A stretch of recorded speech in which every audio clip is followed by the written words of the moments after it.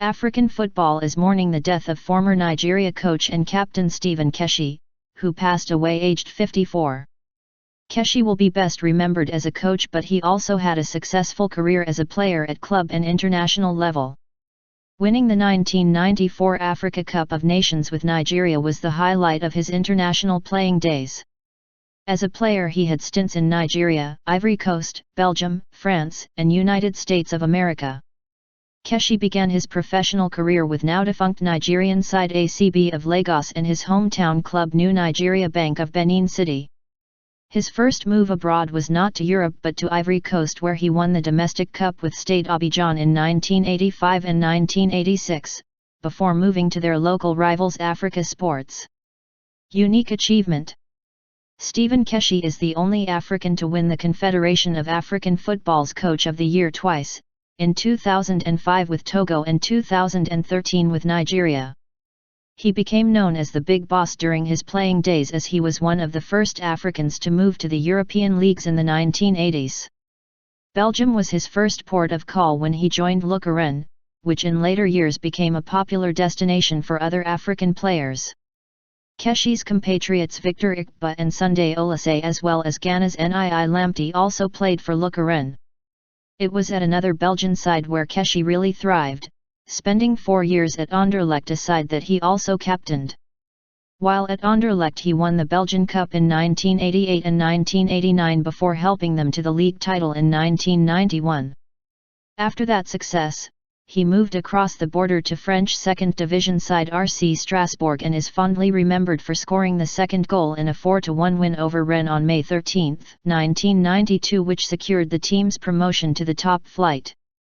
The following season saw Keshi and Strasbourg finish in 8th place, their highest ever finish in the top division, before he made a swift return to Belgium with Molenbeek that summer. His return to Belgium was not the success he had hoped for, and he eventually moved to the United States to play for Jaguar Bay, San Jose, and Sacramento Scorpions. He eventually ended his playing career in Malaysia with Perlis in 1995. Keshi earned more than 60 caps for Nigeria and won the 1994 Nations Cup with Super Eagles, although injury prevented him from playing in the final against Zambia. He made 2 appearances, including as captain for their semi-final win over Ivory Coast on penalties, but the Nigeria coach at the time, Clemens Westerhoff, refused to risk playing him in the final. Later that year Keshi was part of Nigeria's squad at the World Cup in the United States, but another injury meant he played only once in the final group match against Greece. Once his playing days were over he made the United States his home and went into semi-retirement. His first coaching experience came when his daughter's elementary school were looking for a coach and she demanded that her father helped out and gave his number to the principal.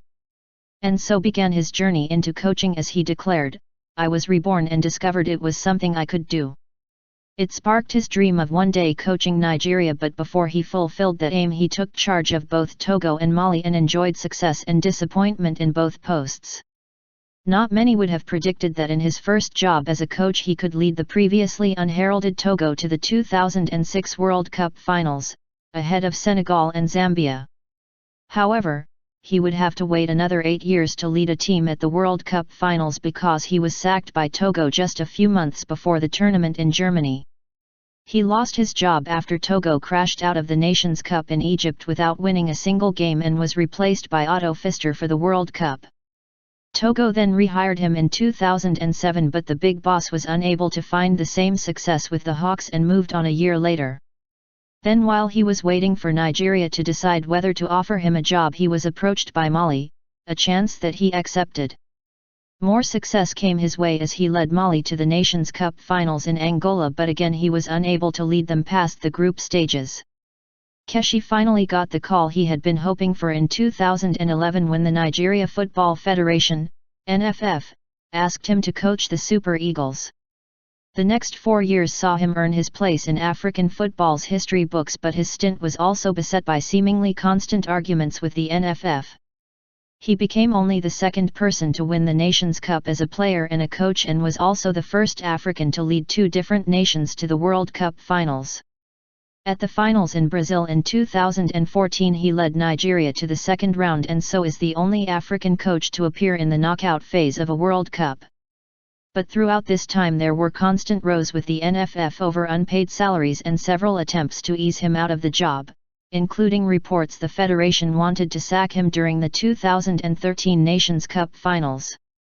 Keshi eventually stayed on and led the Super Eagles to their fifth World Cup finals in Brazil, where they were eliminated in the second round, beaten 2-0 by France. Again it appeared he had lost his job when he said his contract had not been renewed, but once more he was persuaded to continue in his role. Just a few months later it took the intervention of then Nigeria President Goodluck Jonathan to ensure Keshi remained in charge of the Super Eagles. His time in charge eventually came to an end in July 2015 when he was sacked amid rumors he had applied to be Ivory Coast coach.